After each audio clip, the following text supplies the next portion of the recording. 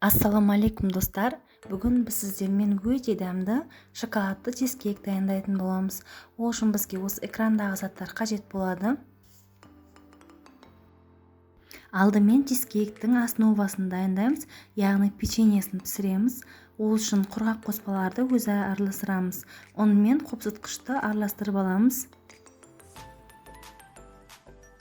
Бөлме температурасындағы сары май мен құмшекерімізді салып миксерлейміз. Жақсылап араластырып болған соң, електен өткізілген ұнымыз бен қопсытқышымызды салып, тағы да араластырамыз.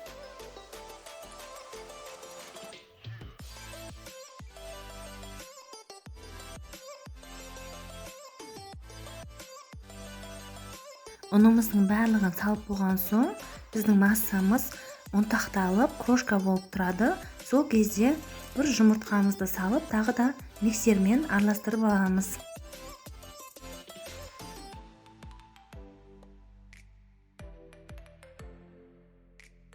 Ары қарай қолымызбен барлығын біріктіріп, қамыр илейміз.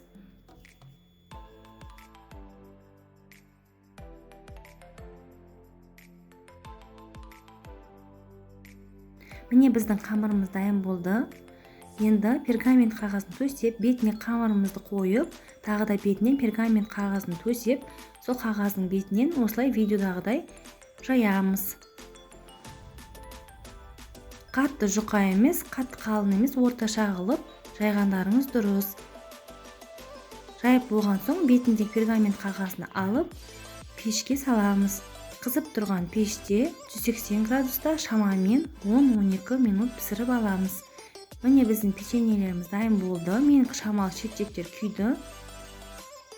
Екінші печеньеміз, яғни крекер печеньесін дайындаймыз. Ол үшін бізге осы экрандағы заттар қажет болады. Електен өткізілген ұнымыз бен қопсытқышымызға сары майымызды салып, жақсылап қолымыздың көмегімен крошка жасап аламыз.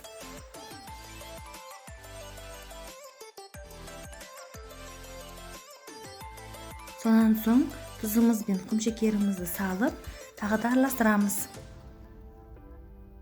Аздап сүтімізден құя отырып, қамыр илейміз.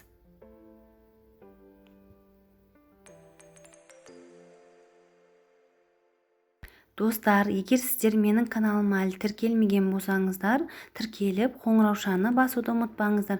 Менің каналым түрлі рецепттер шығады. Қамырымыз дайын болды. Енді оны осылай видеодағыдай жайып шығамыз. Қызып тұрған пеште 180 градуста шамамен 7-8 минут уақытта пісіріп аламыз. Әркімнің пеші әрқалай болғандықтан пісу уақыты әртүрлі болуы мүмкін. Сол үшін қадағалап, қарап отырсаңыздар дұрыс болады. Диаметрі 20 сантиметрлік кольцоға дөңгелектеп қатты картон қиып аламыз. Пергамент қағаз және фольга қажет болады. Осындай видеодағыдай жасап, өзімізге қолдан форма жасап аламыз.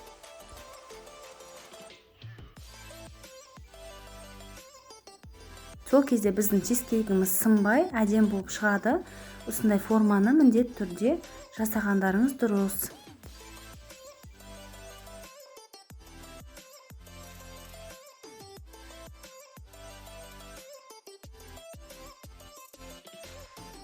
Дайын болған печеньелерімізді блендердің көмегімен ұнтақтап езіп аламыз. Егер сіздерде блендер болмаса, жай ғана оқтаймен езіп алсаңыздар болады. Міне бізде біреусі крекер печеньесі, екіншісі жай өзіміздің печеньеміз. Енді екі печеньемізді өзара араластырамыз. Сүтіміз бен ерітілген сары майымызды құя отырып, араластырып, чизкейкіміздің основасын дайындауға кірісеміз. Біздің основамыздың дайын болғанын білу үшін осылай қолымызбен біріктіреміз. Жақсылап біріктірген соң ортасынан қолымызбен бөлеміз. Сол кезде екі бөлікке бөлінетін болса, біздің основамыз дайын деген сөз. Ал егер де бөлген кезде жан-жаққа бөлініп, көп бөлікке бөлініп кететін болса, әлі біздің основамыз дайын емес. Яғни қалған сүтіміз бен сары майымыздан кішкене қосып біріктіреміз. Менде кішкене сүттен де сары майдан да қалып қойды. Основам дайын болды. Алдын ала дайындаған ыдысымызға печеньемізден салып, бірінші бортиктер жасаймыз. Қолымыздың көмегімен жұдырығымызды жұмып, осылай итеріп бортик жасасаңыздар өте оңай және тез жасалады, уақыт үнемдейсіздер. Шет-шетін бәрін тегістеп, орталарын бәрін бір тегіс қылып шығамыз. Бортигін шамамен 3-4 сантиметр қыламыз. Біздің чизкейкіміздің основасы дайын болды. Ыдысымызға творожный сыр, қант және ванилинімізді салып, жақсылап бір текті, яғни арасында іртігі жоқ масса шыққанша араластырамыз. Сонан соң сливкимізден құйып тағы араластырамыз.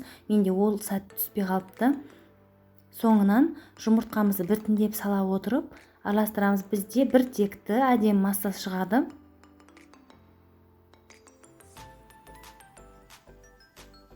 Міне осындай масса шығады. Осы сәтте шоколад пен сливкимізді микротолқынды пеште ерітіп алып, кішкене салқындатып, осы массамызға араластырып, сонан соң барып осы основамыздың бетіне құюымыз керек. Мен бірақ ұмытып кетіппін. Сол себепті қайтадан ішінен кішкене массамыздан алып, оған шоколадный массамызды араластырып, солай жасадым. Бірақ сіздер менің қателігімді қайталамауға тырысыңыздар.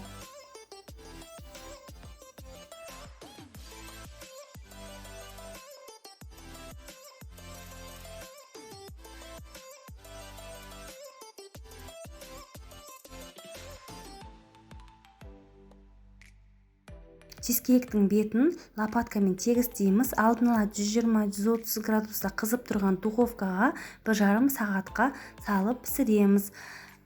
Духовкамыздың ішіне алдын ала қайнап тұрған противенге су құйып салып қоямыз. Ол біздің чизкейкіміз жарылып кетпес үшін керек. Чизкейкіміз дайын болғанша карамель жасаймыз. Ол үшін бізге осы экрандағы заттар қажет болады. Түбі қалың ыдысымызға құмшекерімізді салып, барлық шетін бір тегіс қылып жайып шығамыз. Сонан соң оттың астын жай отқа қоямыз. Қасына бөлек ыдысқа сливкимізді қойып, оны да баяу отқа қоямыз. Бұл сәтте құмшекерімізді ешқандай араластырмауымыз керек. Бұл маңызды. Құмшекеріміз осылай біраз бөлігі еріген кезде қолымызға ыдысымызды алып, осы айналдыра отырып қалған құмшекерімізді ерітеміз. Сливкимізді де арасында араластырып тұрамыз.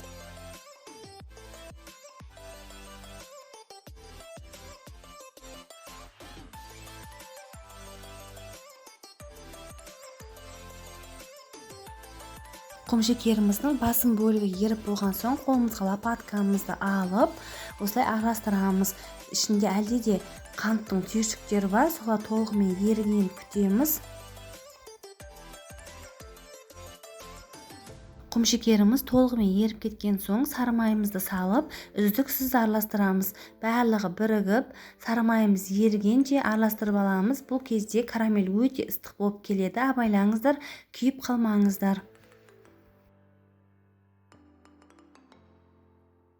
Сонан соң ыстық сливкимізді аздап құя отырып араластырамыз. Араластыру тоқтатпай, осылай бір қолымызбен араластырып, екінші қолымызбен сливкиді жайлап құйып отырамыз. Бірдесінен бәрін құйып жібермеңіздер, себебі карамеліміздің бәрі сыртқа тасып кетуі мүмкін. Карамелімізді тағы да 6-7 минут баяу отта қайнатамыз. Осы сәтте сіздерде ерімеген құмшекердің түйіршіктері бар болса, олардың бәрі еріп кетеді. Міне карамеліміз дайын. Әзірше ол сұйық болып тұр. Енді оны бір ыдысқа құйып суытамыз. Чизкейкіміз дайын болды. Дайын болған чизкейкімізді 1-2 сағатқа холодильникке салып алғанымыз дұрыс. Сонан соң формадан босатып, абайлап басқа ыдысқа салып аламыз.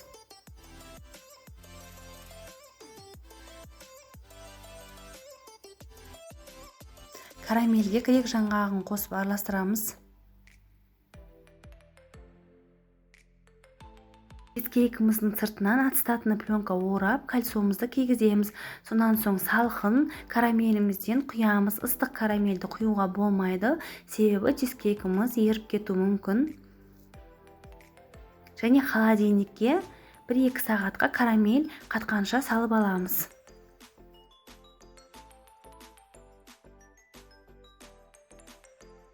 Біздің шоколадты чизкейкіміз дайын болды. Ол өте жұмсақ, нәзік және балғын болып шықты. Міндетті түрде жасап көріңіздер. Менің жанұямның көңілінен шықты. Сіздердің де көңілдеріңізден шығады деп ойлаймын. Егер сіздерге видео ұнаса, лайк басып, пікір қалдыруды ұмытпаңыздар. Сіздермен болған Марал. Сау саламат болыңыздар.